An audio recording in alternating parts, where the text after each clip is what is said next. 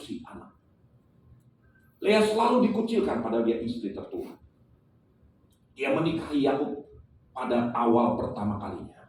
Dan bukan atas kemauan dia, bukan karena kejahatan Lea. Tiap-tiap hari Lea merasakan hati nuraninya, jiwanya tertekan karena suaminya yang tidak pernah mencintai dia. Saudaraku, saya ingin ajak saudara untuk melihat satu kebenaran firman Tuhan. Ini yang Alkitab katakan tentang Lea. Apa yang terjadi dengan Lea pada waktu dia melahirkan atau mengandung yang namanya Ruben, anak pertama. Kejadian 29 ayat 31-32. Ketika Tuhan melihat bahwa Lea tidak dicintai, dibukanyalah kandungannya, tetapi Rahel mandul. Lea mengandung lalu melahirkan seorang anak laki-laki dan menamainya Ruben. Sebab katanya, sesungguhnya Tuhan telah memperhatikan kesengsaraanku. Sekarang tentulah aku akan dicintai oleh suamiku. Saudaraku, nama Ruben diberikan. Kalau saudara Google, nama Ruben artinya behold a son. Lihatlah seorang putra. Tetapi yang keluar dari dasar hati mama yang mengandung 9 bulan, dia menantikan untuk satu perkara. Beloved, biarkan aku dicintai oleh suamiku. Salah Lea, tetapi dia mengharapkan hal seperti itu. Akhirnya lahir Ruben. Ketika dia lahir, Lea menjerit, kiranya Tuhan dengar kesengsaraanku. Kiranya sekarang aku dicintai oleh suamiku. Karena aku bergumul bergulat di dalam kesengsaraan 9 bulan. Ruben dikandung dengan tidak pernah dicintai mamanya. Ruben bertumbuh melihat kesenjangan. Papa begitu mencintai istri mudanya, tetapi mamahnya tidak dicintai. Ruben itu seperti itu, saudara. Ada kesempatan lain, saudara. Saya ajak saudara untuk melihat. Pada waktu Ruben mulai besar menjadi anak tertua, dia ingin menghibur mamahnya. Dia pergi ke ladang-ladang dan dia menemukan buah dudaim.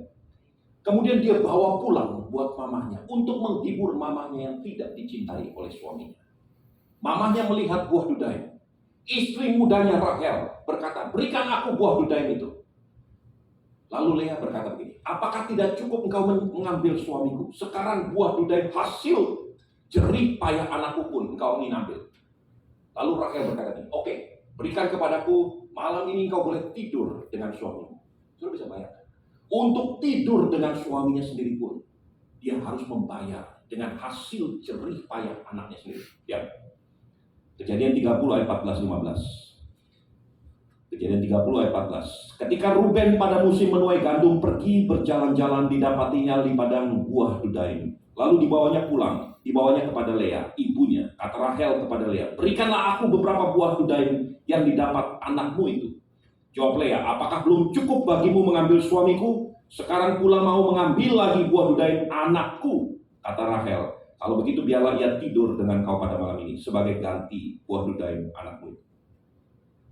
Nah, saudaraku, dari kisah-kisah ini, saya harap saudara bisa melihat dan memahami betapa beratnya yang dialami oleh Lea dan betapa beratnya tekanan batin yang dialami oleh Ruben ketika dia dilahir. Sejak dalam kandungannya, pada saat dia dilahirkan, bahkan sampai dia besar, dia melihat dengan mata kepalanya sendiri. Pain, torment, itu terjadi dalam hidupnya.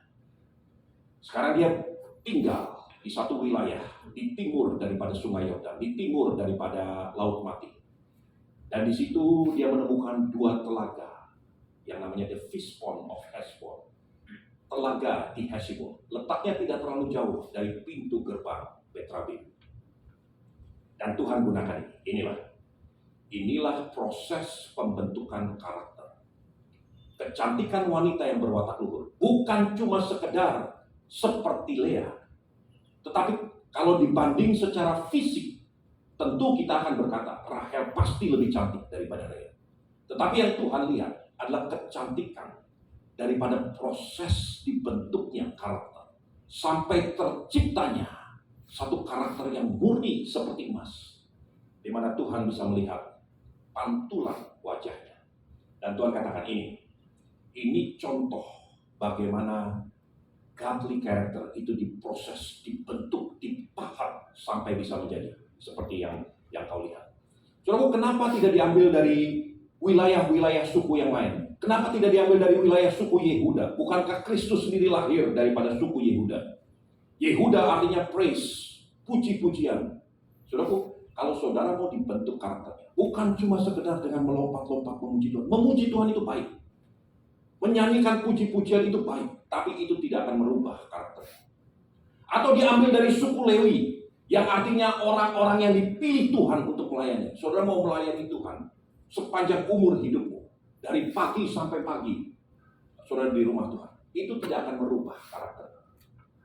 But let me tell you, apa yang merubah karakter? Ketika tangan Tuhan bekerja dalam hidup, ketika proses crafting itu terjadi, dan kau berserah, maka kau akan melihat karakter Tuhan akan tercipta dalam hidupmu. Saudaraku, itulah proses yang terjadi di Telaga Hesibon. Sekalipun letaknya berdekatan dengan Laut Mati, tapi telaga itu jernih airnya, dan bahkan bisa memberkati para musafir yang lewat. Dua hal ini yang saya ingin tanamkan kepada saudara di bagian keempat A ini. Karakter yang luhur itu tercipta lewat proses yang seringkali menyakitkan. Karakter yang luhur itu bukan kita bangga-banggakan, tetapi buktinya para musafir akan lewat dan akan melihat kejernihan, menikmati apa yang kita sudah hasilkan.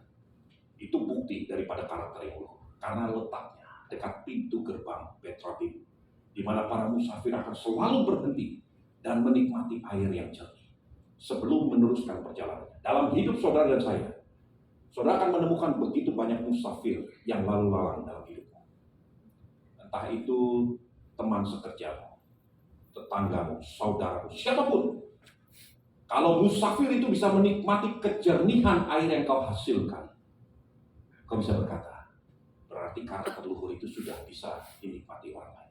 Kalau sampai hari ini tidak ada musafir yang bisa menikmati keluhuran karakter, menikmati kejernihan dan mendapatkan kelegaan, itu cuma kita bermain agama.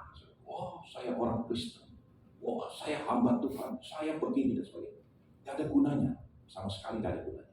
Tetapi kalau musafir itu bisa menikmati kebajikan, kemurahan, belas kasihan yang mengalir dari hidupmu, nah itu buktinya bahwa dia telah menikmati air yang jernih dari telaga di Hesibon. Saudaraku, ini bagian yang sangat penting yang saudara saya perlu mengerti. Mazmur 119 ayat yang ke-71 berkata begini. Apabila aku saya ajak saudara untuk melihat ya. Mazmur 119 ayat 71. Bahwa aku tertindas itu baik bagiku, supaya aku belajar ketetapan. Kenapa Daud bisa berkata bahwa aku tertindas itu baik bagiku, supaya aku belajar ketetapan. Nah, ini yang saudara perlu mengerti, perbedaan antara pengenalan akan Tuhan dengan pengetahuan tentang Tuhan. Saudara pergi ke sekolah Alkitab, saudara pergi ke seminar-seminar, saudara akan belajar tentang Tuhan. Tetapi kalau saudara mau mengenal Allahmu, seringkali caranya seperti yang Daud alami. Bahwa aku tertindas itu baik bagiku, supaya aku belajar ketetapan. Nah, saudaraku, saya ingin waktu terus berjalan, saya ingin ajak saudara untuk memahami kebenaran ini. Karakter yang luhur itu tercipta lewat tekanan, lewat masalah, lewat hal-hal yang seringkali tidak menyenangkan daging kita. Tetapi cara itulah yang paling benar yang Tuhan pakai untuk membentuk karakter. Karakter yang luhur itu prosesnya panjang, seringkali melelahkan. Saudaraku, sebagai hamba Tuhan sekalipun, saya berkali-kali mengalami sampai sepertinya, is God really for real? Apakah Tuhan itu benar ada? Karena saya berdoa Tuhan gak jawab, saya bergumul Tuhan biarkan, seakan-akan seperti itu. Tetapi persis pada waktunya, sesuatu bisa terjadi.